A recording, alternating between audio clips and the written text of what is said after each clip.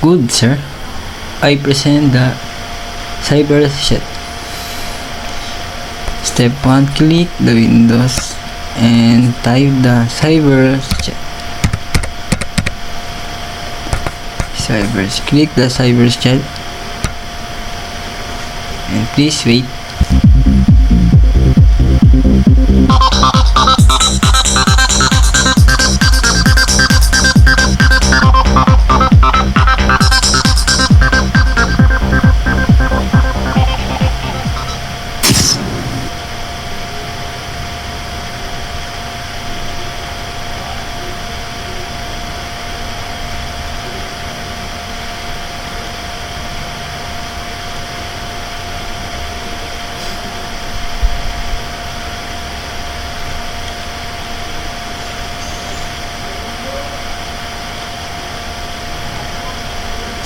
And close.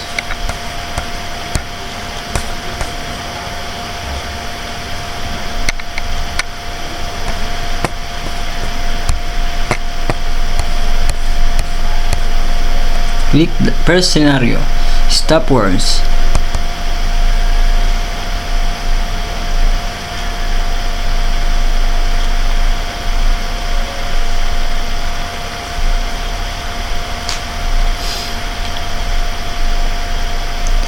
Click OK. Go to objectives. Your job, Joey, is the new employee.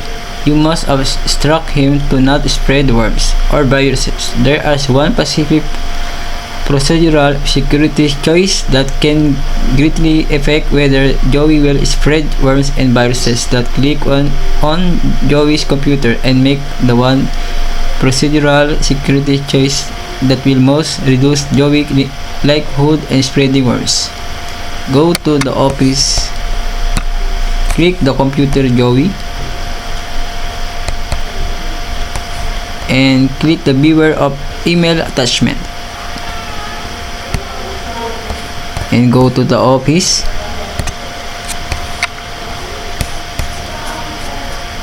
Play.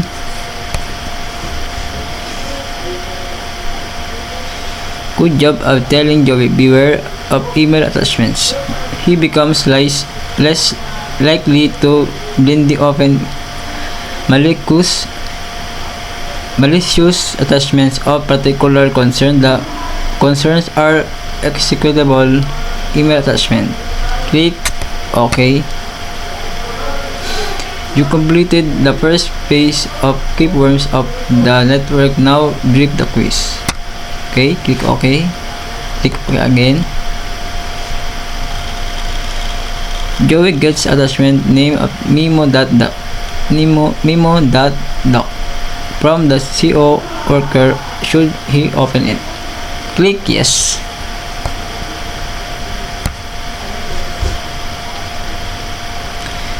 You of course, how else should be Joey learn of the mandatory staff meeting? Malicious software can spread via Viva.doc attachments. However, its open risk you need to take the risk can be reduced using up-to-date antivirus software. Click OK. Click OK again.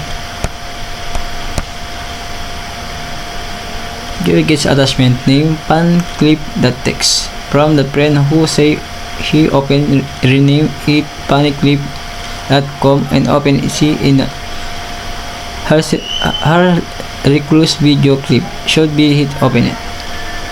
Click no. Good job stopping this attack. The file was from the bundle posting of Joey friend. It was sent that text to get around the firewall. Click OK. This finishes the congratulations, success completed the scenario. Click OK. Quit and go to the next scenarios. Identity theft.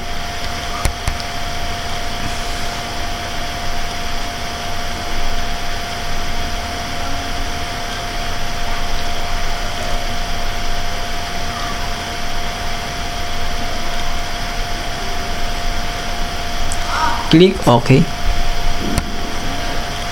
And go to the objectives. Then you can see connect the DSL company has come out the installed here DSL given each router here computer first needs to be connected to the router so that can go the online. This can be done in the network screen. Secure the Sydney needs some basic and security for her computers. Determine what the procedural setting that needs to implement it. The component screen. Be careful not implement too much of the little security thing about the absolute scenario at this stage. Protect identity information, antivirus, email attachment. Click the network. I click the office. Click the computer Cindy. Procedural settings. Click the beware of attachments and go to the office.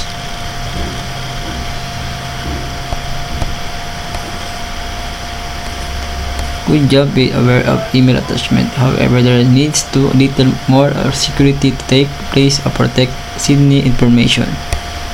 Click OK. Go to component and go to procedural settings. Click the regular antivirus updates and go to the office again and go to network. Click the computer and click this and go to the office again. Good job securing the computer and completing the phase 1. Phase 2 will quiz you on response to the online danger social engineering. Click OK. Play.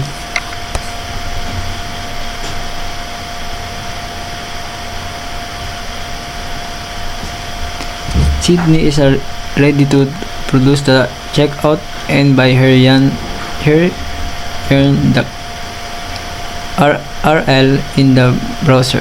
Address that bar start with HTTP and there is not a lock icon on the status bar of the browser. Click no. Correct should be to always check to see there is lock icon in browser status bar and the web site and address begin with HTTPS is our indication. Click OK. Click again.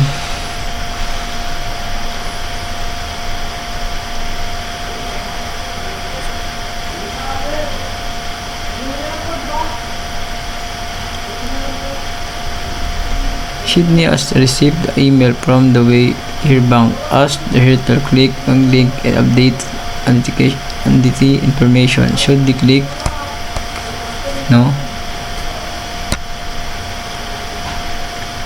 Good thing as always could be the actions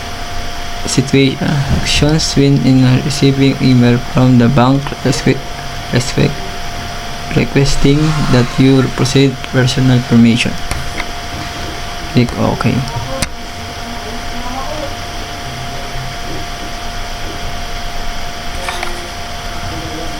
Okay. Congratulations, success train Sydney and become click OK.